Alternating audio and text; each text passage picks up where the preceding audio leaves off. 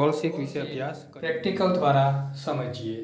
વિદ્યાર્થીના માર્ક્સ જેમાં સબ્જેક્ટમાં English, Hindi, maths, science અને સોશિયલ સાયન્સ જેના માર્ક્સ છે 54, 56, 78, 80 પણ સોશિયલ સાયન્સના માર્ક્સ આપેલ નથી, જે આપણે ગોલ શીટનો ઉપયોગ કરીને ટાર્ગેટ વેલ્યુ એન્ટર કરીને આપણે માર્ક્સ શોધીશું.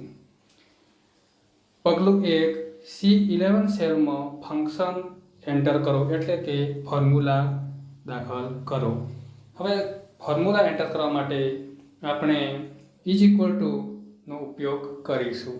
ઇઝ ઇક્વલ ટુ એવરેજ અને કૌંસમાં C5 સેલથી C9 સુધી માર્ક્સ આપેલ હોવાથી આપણે એ સેલ બધા પસંદ કરીશું અને કૌંસ પૂરો કરીને એન્ટર કી પ્રેસ કરીશું.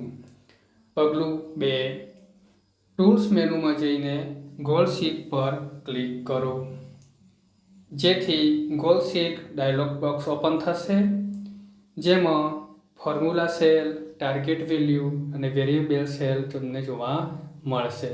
હવે ફોર્મ્યુલા સેલમાં આપણે જે ફોર્મ્યુલા એન્ટર કરી હતી, એવરેજ શોધ્યું હતું, તે સેલ આપણે પસંદ કરીશું.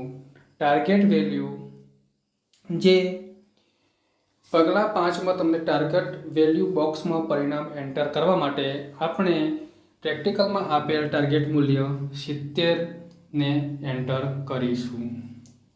વેરિયેબલ સેલ બોક્સમાં સિસ્ટમ દ્વારા જનરેટ કરવામાં આવનાર સેલનું એડ્રેસ, એટલે કે સોશિયલ સાયન્સમાં જે માર્ક્સ આપેલ નથી તે સેલ આપણે પસંદ કરીશું અને પછી ઓકે પર ક્લિક કરો તો તમને LibreOffice વોર્નિંગ આપશે કે insert the value, closed value, એમાં તમારે 0 વેલ્યુ એન્ટર કરવી પડે.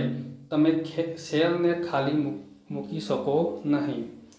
એટલા માટે આપણે યસ પર ક્લિક કરીશું. યસ પર ક્લિક કર્યા પછી તમને સોશિયલ સાયન્સના માર્ક્સમાં તમને 0 જોવા મળશે.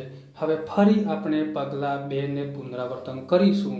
ટૂલ્સમાં જઈને ગોલ શીટમાં, હવે goal sheet dialog box open થયા પછી ફરીથી ફોર્મ્યુલા સેલ, ટાર્ગેટ વેલ્યુ અને વેરિયેબલ સેલ પસંદ કરો.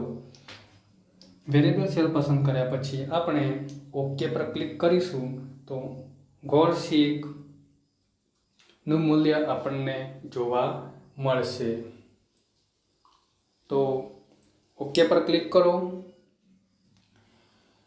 LibreOffice કેલ્કમાં તમને સક્સેસ રિઝલ્ટ તમને જોવા મળશે. સોશિયલ સાયન્સમાં 82 માર્ક્સ હોય તો 70 આપણું ટાર્ગેટ મૂલ્ય આપણને જોવા મળશે.